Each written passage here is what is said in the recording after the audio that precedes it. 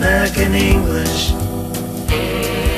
American English webinar series. Teach and learn. American English webinar series.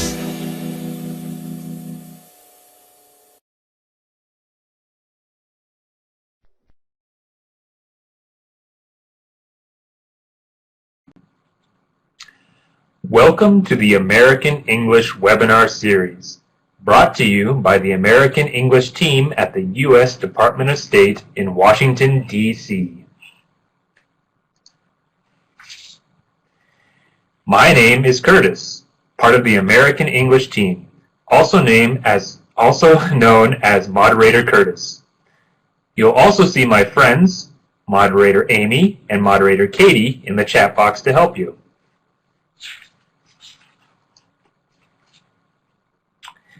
We've had a few changes since our last webinar series.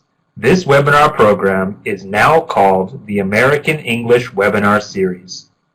It used to be called Shaping the Way We Teach English webinar course. Don't worry, you can still expect the same great sessions, or maybe even better. Now, our webinars will be just 60 minutes long. In previous courses, they were 90.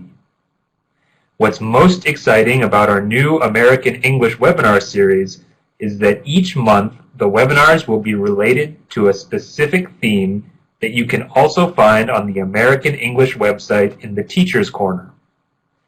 In addition to the webinar, you'll find resources, lesson plans, and much more related to the topic.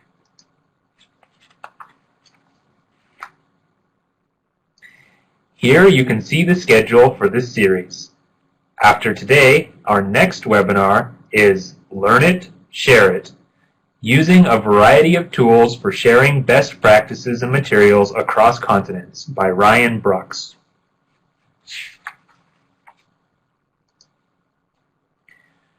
During these webinars, you will hear but not see the presenter.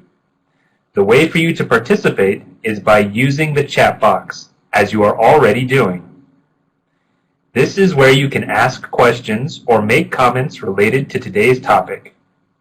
We may not be able to answer every question during the session, as there are often hundreds of teachers participating. However, there is another place to ask questions after the session is over. Your presenter may also ask you questions in the form of polls. These multiple choice questions will appear on the screen for you to answer. Some people may experience technical problems. Unfortunately, we cannot fix individual technical issues, but we will let you know if we are having a global issue. If you do lose sound, a great way to follow along is with the caption pod. Each webinar series consists of 6 webinars. During the series, webinars take place every other Wednesday. Participants who attend at least 4 out of 6 webinars receive an e-certificate from the Regional English Language Officer or local U.S. Embassy.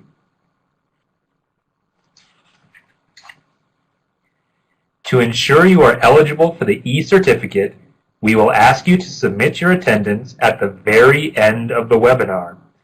Please do not submit it before we request it, or it won't be counted. At the end of the webinar, you will click on the link and fill out the requested information.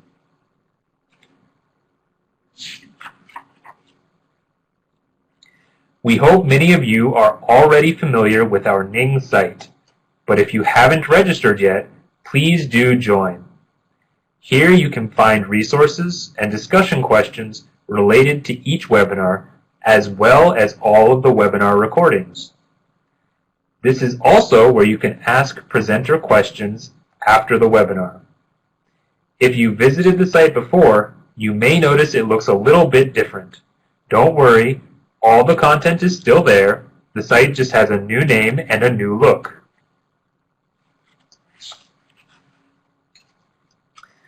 The webinar Learn It, Share It that will be presented by Ryan Brooks on October 21st will feature materials and ideas that may have been created by you. Thank you to everyone who submitted great ideas and materials. Unfortunately, the deadline for submissions was October 5th, so we will no longer be accepting additional submissions. We will be informing all who submitted materials soon about whether or not their items were selected for the webinar. Make sure to attend the next webinar on October 21st. We are excited to see the amazing things that are going on all around the world.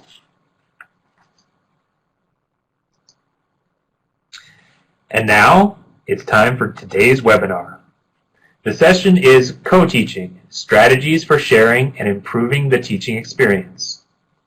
The benefits of professional collaboration are being celebrated more frequently in today's schools.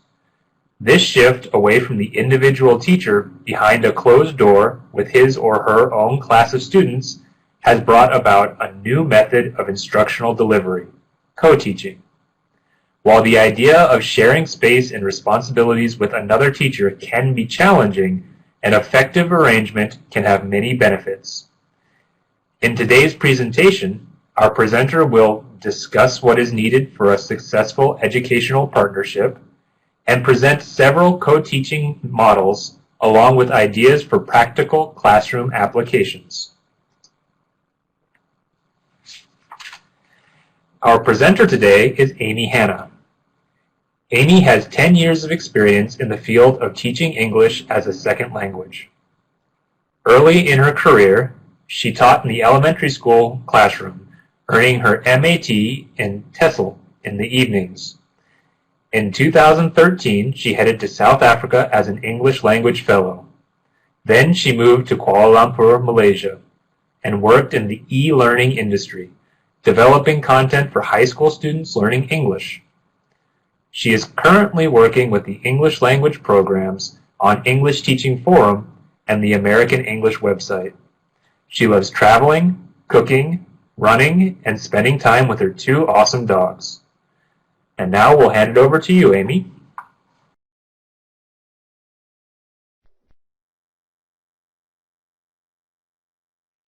Thanks so much for the introduction, Curtis.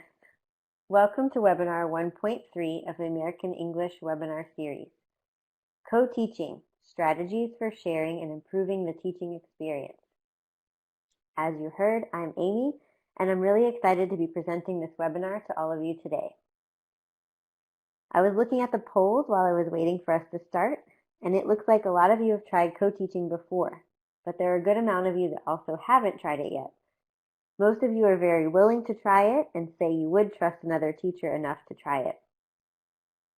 I hope that today's session will be beneficial for everyone, those of you who have co-taught and those who haven't. When I think back on some of my most successful years as an English teacher, I often think about my experience as a co-teacher.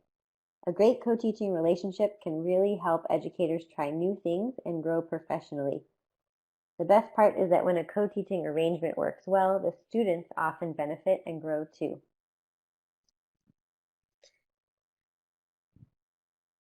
Okay, so let's talk about our goals for today's webinar session. Our first goal is to increase our understanding of what co-teachers need for a successful relationship.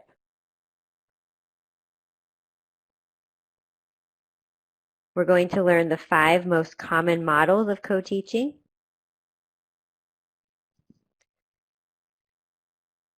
We want to increase our understanding of some possible ways to use each of the models and the benefits and drawbacks of each one. And finally, to reflect on potential benefits of co-teaching for teachers and students.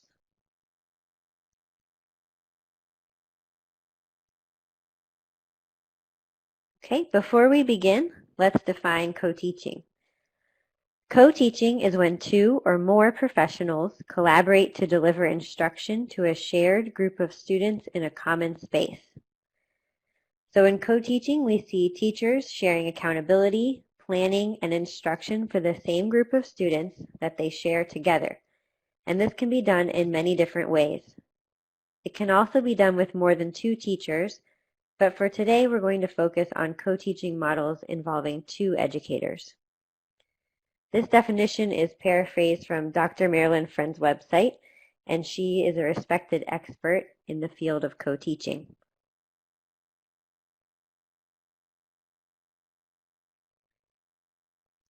Okay, now let's think about what co-teachers need to be successful.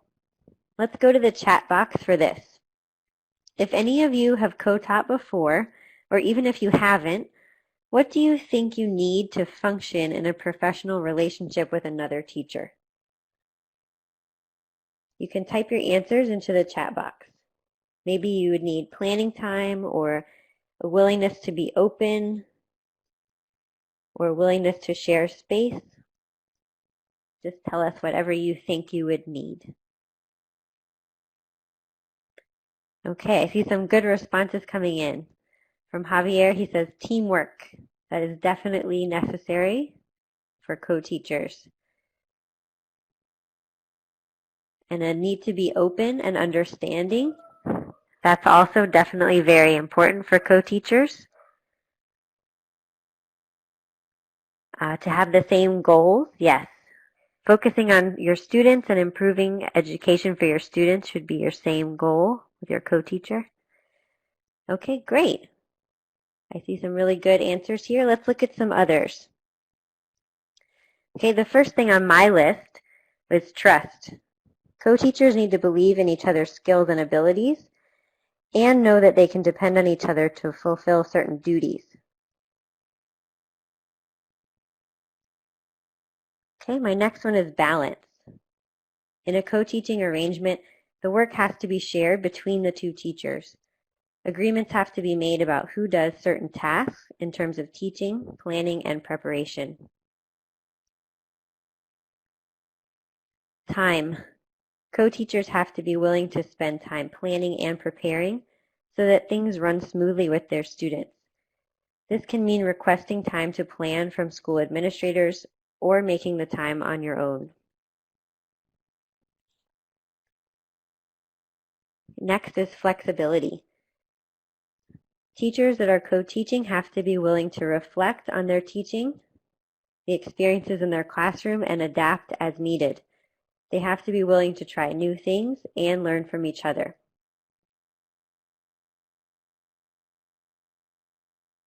Okay, next we have space. Co-teachers need a shared space. That can be a classroom that they share, or if one of the co-teachers is going to the other's classroom, the person who's hosting the visiting teacher needs to make sure that that person feels welcomed and that they have their own space in that room.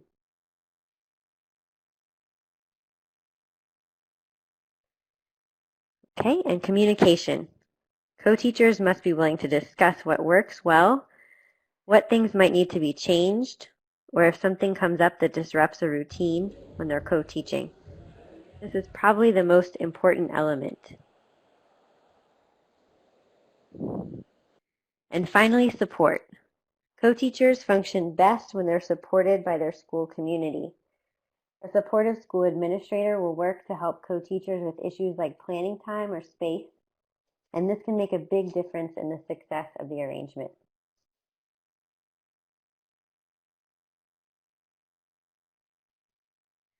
Okay, so now let's look at the 5 most common models of co-teaching. First, I will discuss what teachers do in each model, then a specific lesson or use for a specific theme for each model, some possible situations where each model would be useful, and then finally we'll look at some benefits and drawbacks of each co-teaching situation.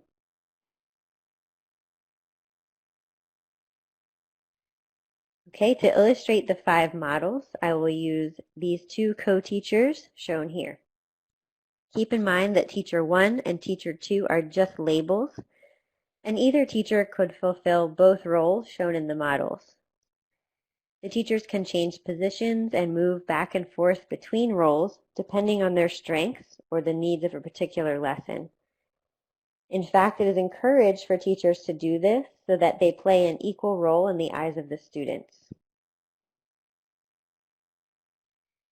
Okay, and speaking of students, for our purposes, we'll pretend that these two co-teachers share 40 students, represented by these blue circles. And we're going to act as though these teachers are planning and delivering instruction on the theme of protecting the environment. This way we can discuss some examples of what they might do in specific lessons.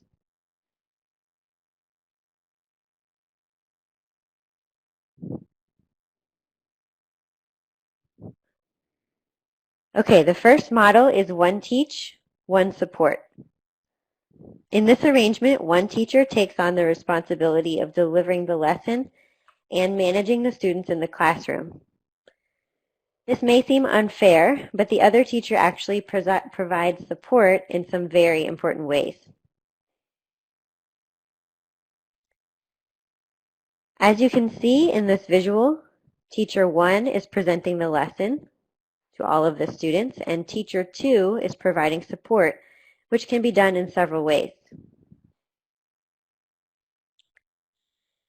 One way that the second teacher can do this is by observing something about the whole class or selected students. Teacher 2 can also observe teacher 1 if she is using a new strategy or wants feedback regarding some specific area of her teaching. Another option for teacher 2 is to collect data. Maybe the co-teachers want to create a system to increase student participation in their classroom. Teacher 2 can collect information about this or other student behaviors to use to improve some aspect of the classroom or teaching. Finally, teacher 2 can support by helping students who might be struggling with the lesson. Teacher 2 can offer clarification or assistance right away. So let's think about our example unit, protecting the environment, and how these teachers might use this model. Teacher 1 can lead a class discussion to define environmentalism and ask students about some ways they try to protect the environment in their everyday lives. Teacher 2 can collect data about who participates most in the discussion and who seems to have a good understanding about ideas for ways to protect the environment. He might also note the students that do not get involved in the discussion or don't know much about the topic. This information could later be used to form groups for a project so that the teachers could ensure that there was at least one student who has actual experience with the topic in each group.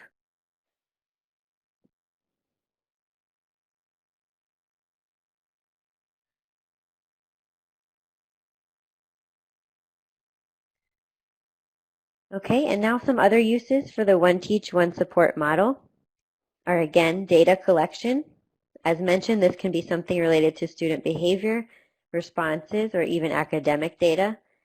The supporting teacher will be able to circulate and see the student's work in order to collect information.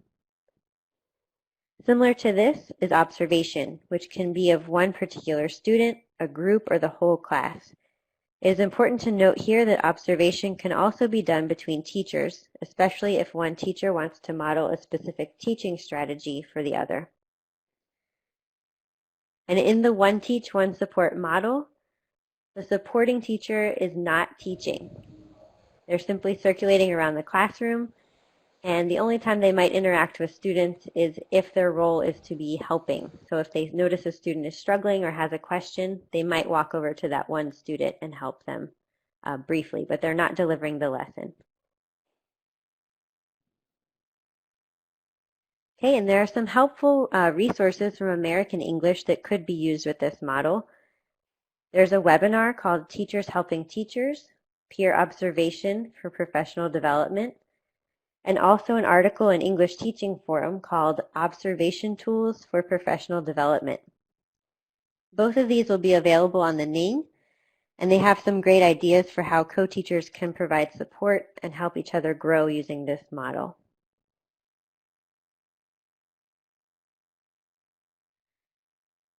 Okay, now let's discuss some possible benefits and drawbacks of this model. One Teach, One Support can be a great way to manage problem student behaviors. It allows the supporting teacher to be in close proximity if any issues arise during the lesson. We all know that sometimes just moving closer to students can get them back on track, and this is easy to do with this model. It also allows co-teachers to receive feedback from students and respond instantly. In a traditional classroom with only one teacher, the lesson may continue to progress without the teacher even knowing how well students understand the material. With a supporting teacher observing, students can get the help they need or the lesson can be adjusted accordingly. Okay, and now some drawbacks. One problem with this model can be the power balance. If students notice that one teacher is doing all of the teaching, while the other is not really interacting with the class, they can start to think that one teacher is more important than the other, or that the teachers aren't sharing responsibility for the classroom. Also, some educators can fall into a pattern of not taking an active role in planning or making an effort to share responsibility, if they think their only role is to observe or walk around and help students. Finally, having a teacher watch a lesson or walk around the room while the other is teaching can be distracting to some students. Most co-teachers would plan to use this model only once in a while and for specific purposes. This would help them to avoid these drawbacks becoming a real problem.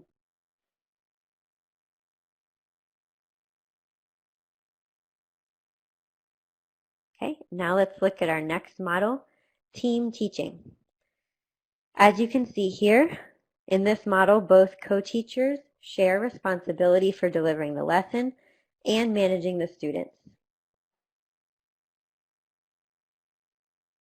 Here we see our visual representation of team teaching.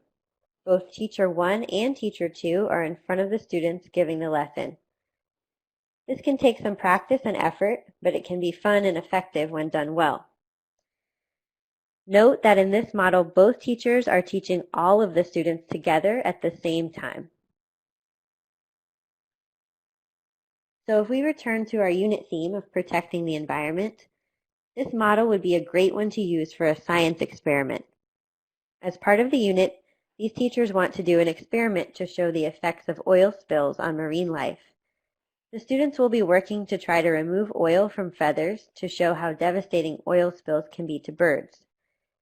This experiment would be a perfect opportunity for teacher 1 to verbally present the steps, while teacher 2 models the actions students will need to take to complete the experiment.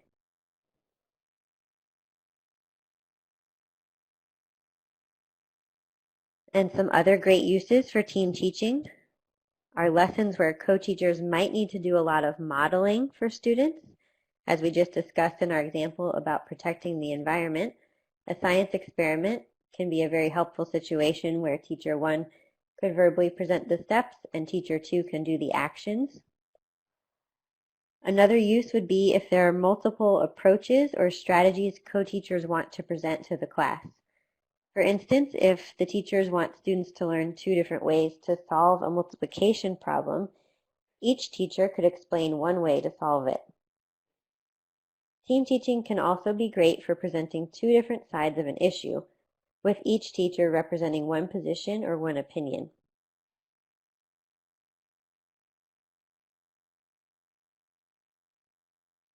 Okay, now let's go to the chat box. Can you think of some possible benefits of team teaching? Why would you find this model useful or helpful? Why would you like to try it? Share your answers with us in the chat box.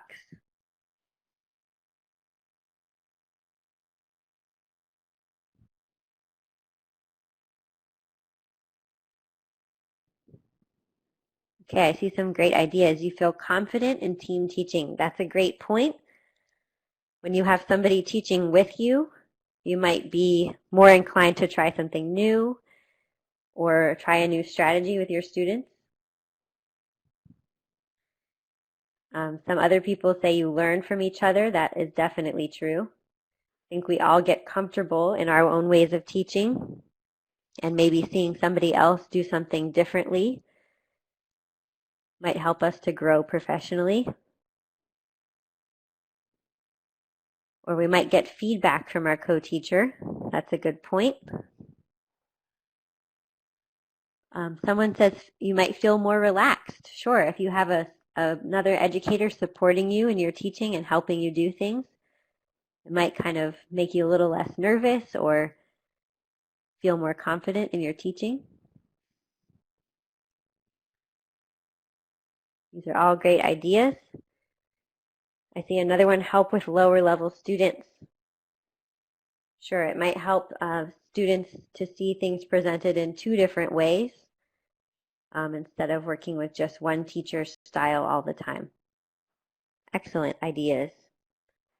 Okay, now let's look at some other benefits. One benefit of team teaching is that both teachers play an equal role in presenting the lesson. This means that students generally see them as equals. Additionally, with both teachers planning and presenting the lesson, students benefit from different teaching styles. Finally, and maybe most importantly, team teaching often gives teachers courage to try new things. As I said, we all have our own teaching style or habits that work for us, but the support created by this model can encourage us to step out of our comfort zone and try something new that might benefit our students and maybe benefit us.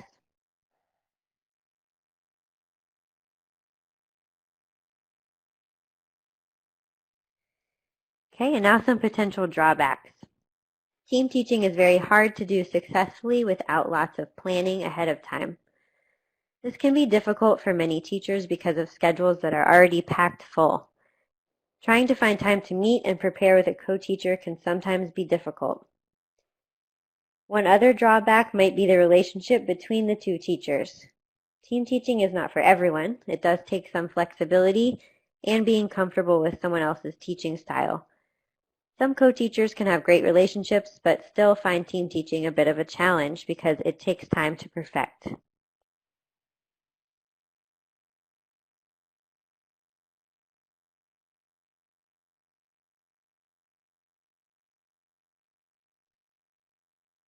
Okay, now let's move on to the parallel teaching model.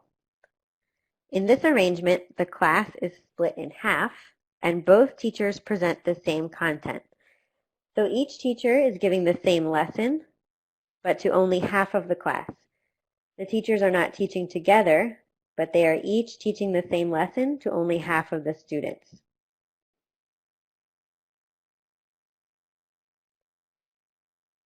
Here's a visual representation of parallel teaching. We see our students equally divided amongst the two co-teachers who are teaching separately. So if we think about our theme of protecting the environment, these co-teachers might split the class in half and use parallel teaching to give students more time to share ideas. So let's say the teachers are presenting a lesson on reusing everyday objects or items in an effort to reduce waste. They could give students different items that would normally be trash and ask them to brainstorm ways to reuse them. Since each teacher is only managing half of the students, it would ensure that everyone had ample time to share their ideas, whereas keeping the whole class together might not have enough time.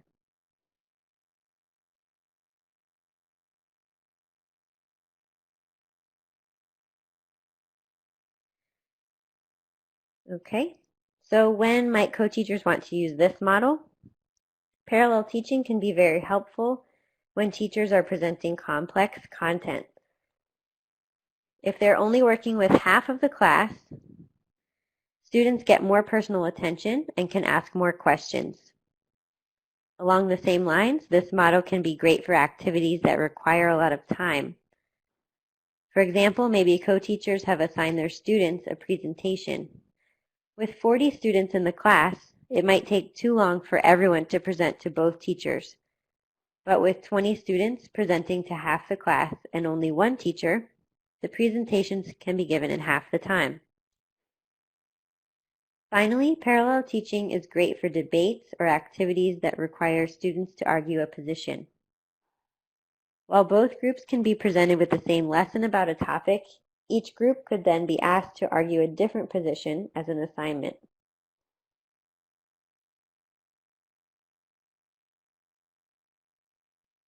Okay, on to the benefits and drawbacks of this model.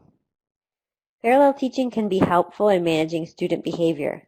It can allow co-teachers to separate students who have behavior issues or might not work well together. As mentioned before, this model is also great for giving students more individual attention, and it increases the time available for them to participate in the lesson or respond. And our drawbacks? One issue that can arise with this model is time management.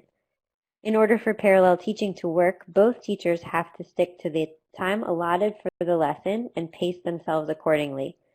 This can certainly be a challenge and can take some practice. As with any situation where there is more than one thing going on in a classroom, parallel teaching can also be a distraction for some students. It is definitely important for teachers to manage the noise level of their own lesson and group in order to minimize distraction. And finally, space and materials can also be an issue.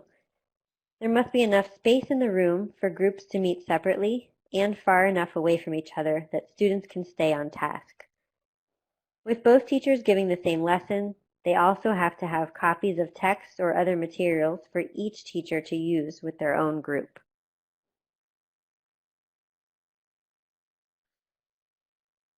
Okay, and our fourth model is alternative teaching. In this arrangement, one teacher delivers a lesson to the majority of the class, while the other works with a small group of students for a specific reason or purpose. In our visual for this model, we see that Teacher 2 is presenting a lesson to the majority of the class, while Teacher 1 has a small group. In this example, Teacher 1 can be reviewing or reteaching a concept that the students in the small group didn't understand. Teacher 1 might also be presenting different content than Teacher 2, perhaps if the students in her small group were absent and missed the lesson. Additionally, Teacher 1 could be presenting the same content to the students, but using a different method or strategy than Teacher 2 is using with the rest of the class. So if we think back to our experiment with the oil and the feathers, this model would be a great way for Teacher 1 to complete the experiment with students who were absent, or maybe those who didn't quite understand it, while Teacher 2 reads a text about oil spills and does another activity with the rest of the class.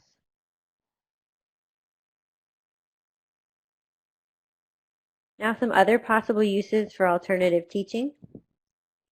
As I mentioned, the small group in this arrangement can be used for reteaching or review. It can also be used for acceleration to challenge students who may be ready for more complex examples or texts than the rest of the class.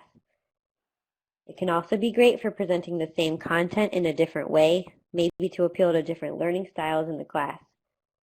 Or the small group can be a perfect setting to modify the lesson or assignments for students with special needs.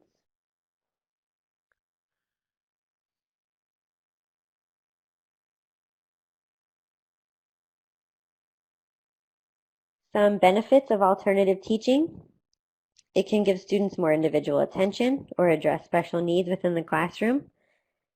The model also puts all of the students in a smaller setting than they would experience during a lesson presented to the whole class. So even if they aren't in the small group, the larger group is also decreased in size, and the students have more chances to participate in the lessons in this model. Possible drawbacks are again the issue of the power balance. If one teacher is consistently delivering the lesson to the majority of the class, and the other teacher always works with a small group. There's a potential for distraction and a need for space and materials. Planning also comes up with this model. I think somebody asked a question about which students you would choose for a small group. I think that was from Jules from Senegal. You would have to use some kind of data, or maybe you have students who are really struggling with a certain lesson. You might choose them for the small group. But again, the planning comes into play here because the teachers have to work together to decide which students need the small group support. And that takes time. And finally, variation is necessary with this model. If one teacher is always teaching the small group and one teacher is always teaching the rest of the class, it can start to make students think one teacher is more important than the other. And we also don't want the same students in the small group all the time, because there can be a perception that the small group is smarter than the rest of the class or always needs extra help. So you do have to change roles there. Okay, so let's use our raise your hand button. I would like to see how many of you might like to try alternative teaching. So raise your hand if you think this model might be useful if you are collaborating with a co-teacher.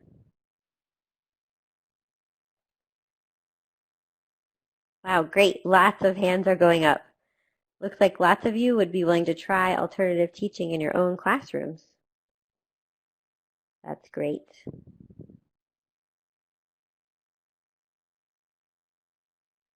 Okay, now for our final model, station teaching.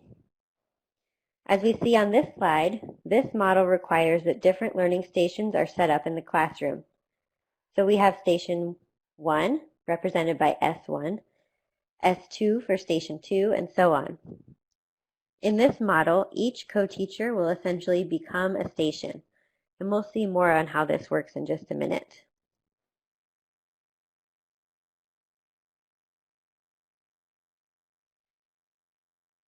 An important step in the station teaching model is to divide students into equal groups. So in our situation, we have 40 students, and we have 4 stations, so we'll divide them into 4 groups of 10.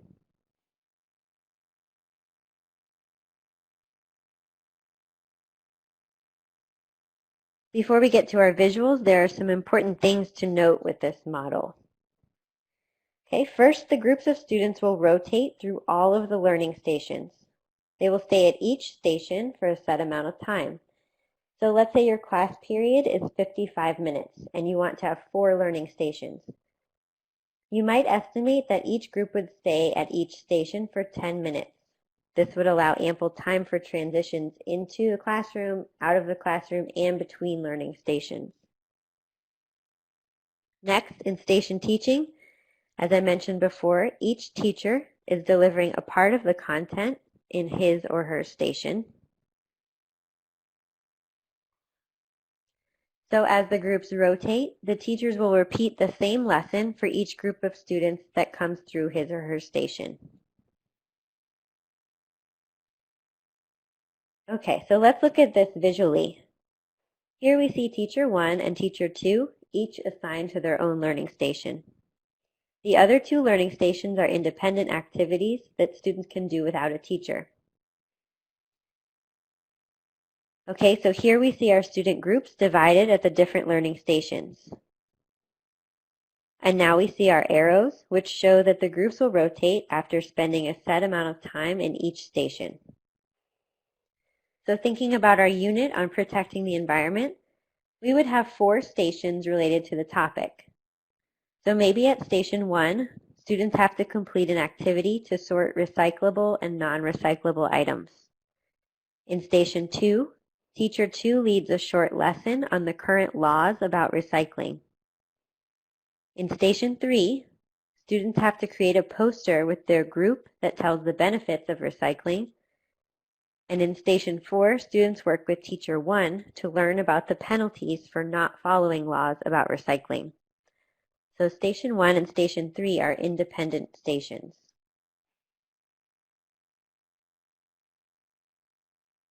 So just to touch on some more ideas for station teaching, we saw before that the 2 teachers should deliver lessons that cover part of the content. And then some of our stations will require students to work independently. And here's a list of some sample activities you might use for your independent stations. So you might give students a reading assignment or a learning game related to the topic. If you have resources, you can create a listening activity or use computers or tablets or other technology. You might give them a practice activity or some group work, like in our example, we had a group making a poster. Anything that's related to the topic that helps them learn. Okay, so now I want to hear from you.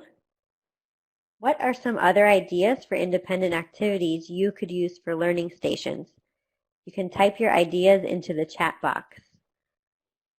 So if you use station teaching in your classroom, what do you think some activities would be that would be good ones to use with your students for independent learning?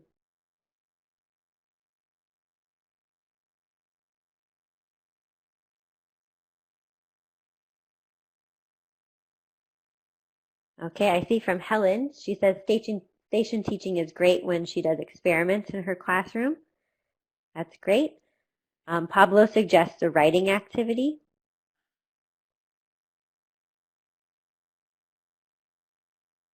I see a round table. Sylvia says creating a poem. Gabriella says role plays. These are all excellent ideas. Maria says surveys. Suni suggests puzzles. Oh, Rosanna says interviews. That's a great interactive activity that students could do with their group. And Alexander says discussions. All of these are great ideas. So station teaching does take some time, and you do have to train students how to use the independent activities, but these can really be great tools if co-teachers are willing to invest the time.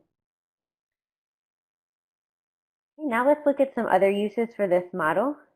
Stations can be great for differentiating instruction because teachers can adapt their lessons or the activities to the needs of specific groups. Station teaching can be great for complex content because the students are essentially getting 2 lessons and you're splitting the content into more manageable chunks. The independent activities can also be used to reinforce skills or concepts, and the model allows students to engage in hands-on activities and gives them multiple chances to practice content through different assignments and lessons. And there's a great resource from American English that could be used with this model. From Shaping the Way We Teach English webinar series, there's one called From Observation to Action. And in part 1 of the supplemental materials, there's some useful information about setting up learning stations, which you might find helpful. And again, you can find that resource or link to the resource on the name. Okay, and finally, our benefits and drawbacks for station teaching. Just a few of the potential benefits are that it allows teachers to address different learning styles in the classroom. It puts students in small groups for more personal attention. The format is of high interest to students because activities change after a short period of time. And finally, because students remain engaged throughout the class, station teaching can result in fewer behavior issues. Now some drawbacks. Station teaching does require a lot of planning and preparation of materials. While co-teachers can agree on how to split up content and each plan their own lesson, they also have to contribute to preparing the other independent station activities. Also, because there's a lot of activity taking place in the classroom, some students can become distracted. And with this model, there's a lot of emphasis placed on student responsibility and time for teachers and students to really fine-tune procedures. However, with clear expectations and consistency, station teaching can be done and it can be a great resource. Okay, now that we've discussed each of the 5 models, let's go to the polls.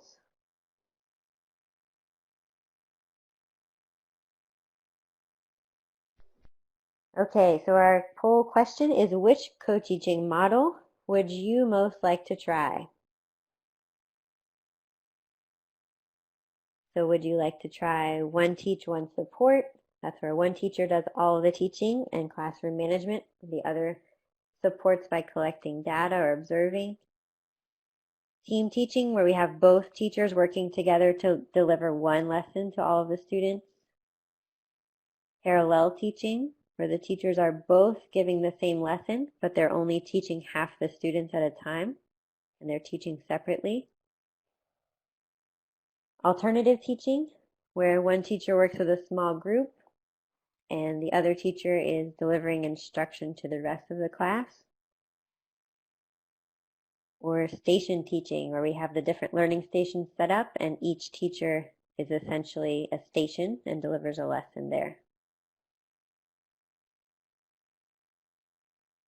Okay, it looks like we're almost tied. Team teaching and station teaching seem to be the models you all would like to try most. That's very interesting. When I was co-teaching, I used station teaching the most, and alternative teaching I also used quite often. I did a little bit of team teaching, but not as much as the other two, station and alternative teaching. But that's really interesting. Thanks for sharing with me. Okay, and let's go back.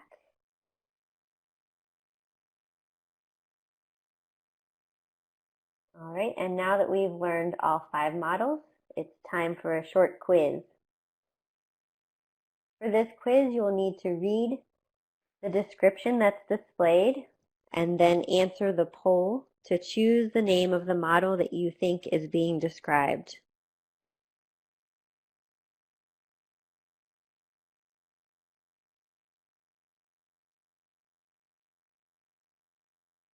All right, so our first description.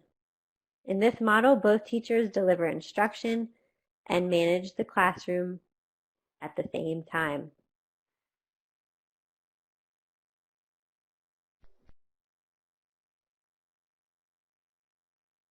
Okay, great. The answer is team teaching. So in this model, both of the teachers are working together at the same time to deliver instruction and manage all of the students. All right, great work. Okay, next, each teacher individually delivers the same content to half the students in the class.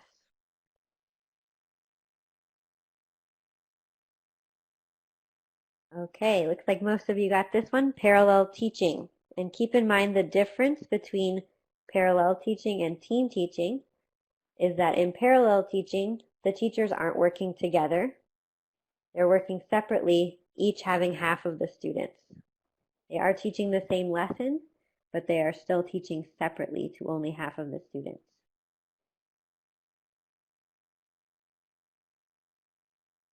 Okay, and next, one teacher delivers instruction while the other supports by observing, collecting data, or helping students. Okay, excellent. This is one teach, one support.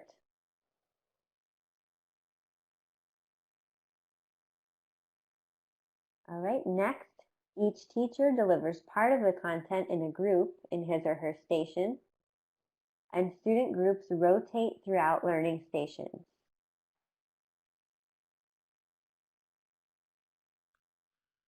Okay, very good job. That is station teaching.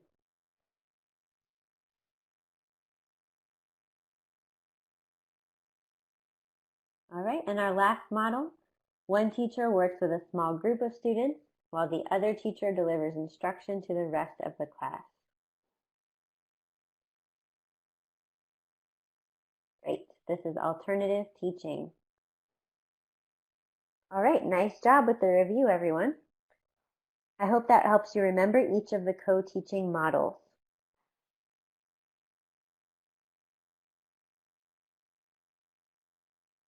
Okay, so now that we've learned about the needs of co-teachers, the 5 teaching models, and some ways to use each one, let's look at some of the benefits of co-teaching.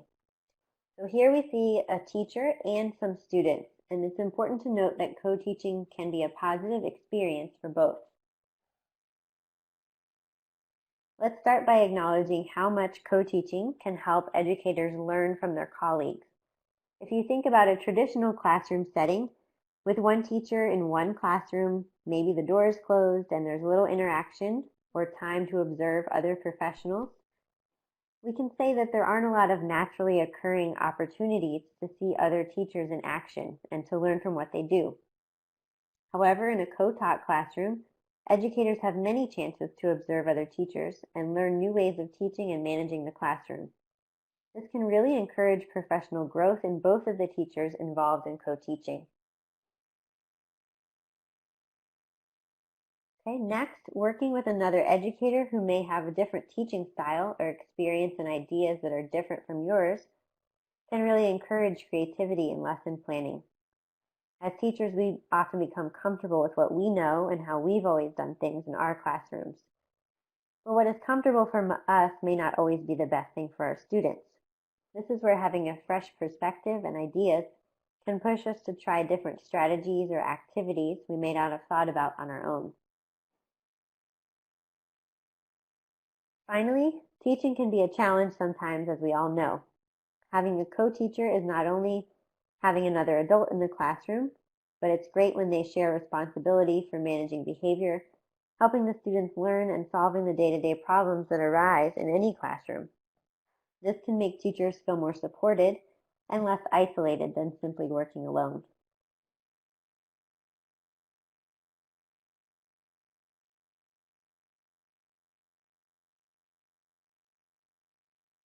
Okay, and now on to the benefits for students.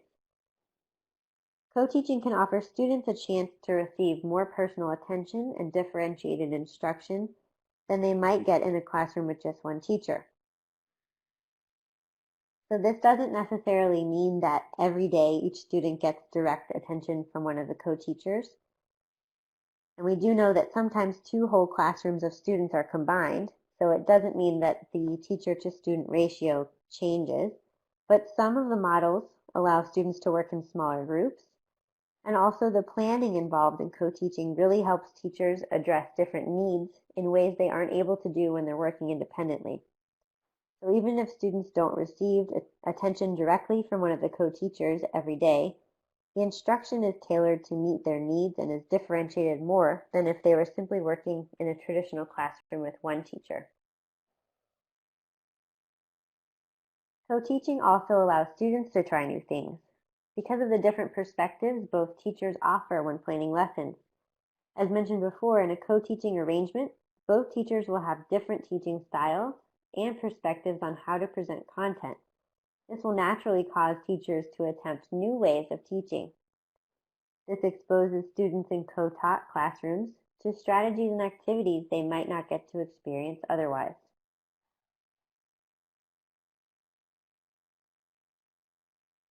Okay, and finally, some helpful hints to consider if you want to try co-teaching. Our first one is inclusive language. This means saying we instead of I and our students instead of my students.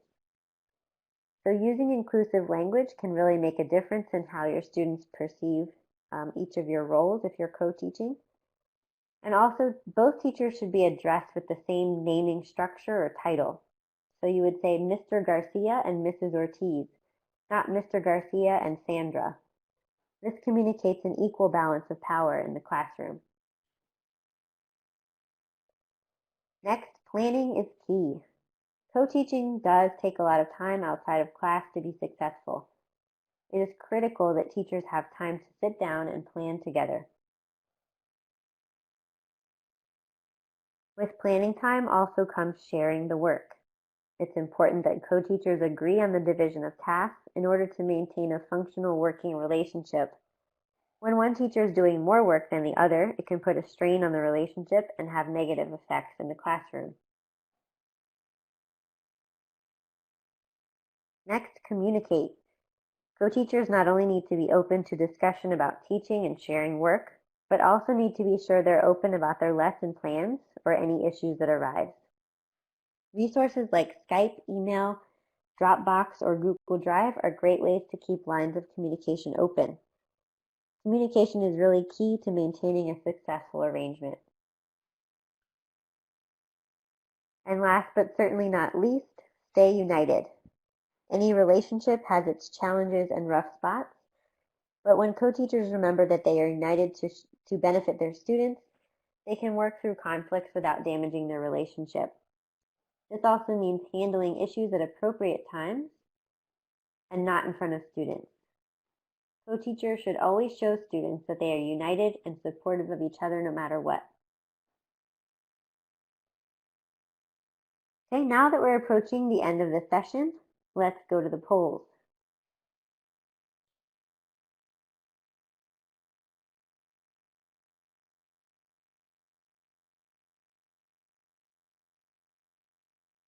So our poll question is, now that you've learned everything today, how do you feel about co-teaching? Okay, so maybe you would definitely like to try it. You might try it. You probably won't try it, or it's just not right for you. So tell us how you feel about co-teaching now that you've... Okay, great. It looks like an overwhelming majority of you would definitely like to try it or might like to try it. I hope that you'll consider co-teaching. It does have some challenges, but I can assure you that the positive effects far outweigh any issues you might have. With the right co-teacher, you can achieve great things for yourself professionally and in terms of student learning.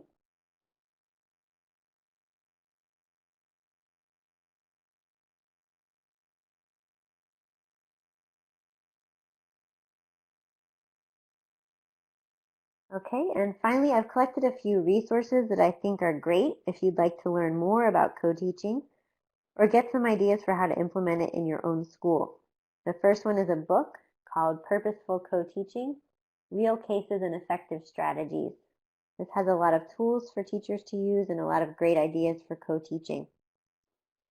The others are excellent websites with information about the models, ideas for lesson planning, and specific strategies. And all of these resources will be on the name, so you can find them after our session. And there's a great webinar from the Shaping the Way We Teach English series on games for teaching.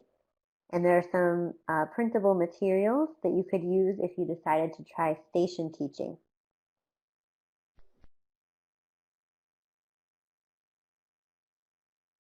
Okay, and we're coming to the end of our session, but we do have a couple of minutes if anyone has questions they would like to ask. Okay, and I see Maria Teresa from Mexico asked, do schools generally support co-teaching? Well, I think that really depends on your school. In the United States, I think co-teaching is becoming more common, and there's a lot more research being done and a lot more being written about co-teaching strategies. It's being used a lot more often here. So I think that more and more people are becoming supportive of co-teaching. And also I see that a lot of our international audience has also had some experience with co-teaching. So I imagine that other places are also pretty supportive. And I see another question from Carlos. Can co-teaching be used in very large classes? Yes, absolutely. I think it can definitely take some planning, and space can be an issue. But the advantage of using co-teaching in a large class is, as we discussed, it can put your students into smaller groups and allow you to interact with them more or give them more personal attention than you might be able to do if you weren't working with a co-teacher. Also, with large classes, co-teaching can be done with more than 2 teachers. So if you are lucky enough to have a team of teachers that you work with, you could combine all of your students and either team teach or do any of these models, but especially station teaching can be really great to use with large classes and with multiple teachers because it allows all of the students to get to work with different teachers and do different activities.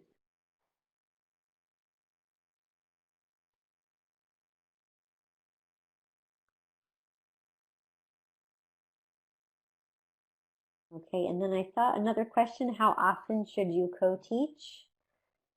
That really depends on your situation. I have been in a arrangement where I co-taught every day. I didn't have the same class of students all day long, but I co-taught for the same schedule, same part of the schedule every day with the same co-teacher. And sometimes I would co-teach multiple lessons with multiple different teachers throughout the day. But we would co-teach each day. You can also use co-teaching if there's a specific unit or certain content that you really feel like you need extra support, or it would be beneficial to be able to try new activities with your students. It's really up to you. Okay, so thanks so much for attending today's webinar session. I hope you learned a lot about co-teaching, and if you try it, you will share your experience with us on the Ning. And with that, we'll have to wrap up this session. Thanks again, and have a great day, everyone.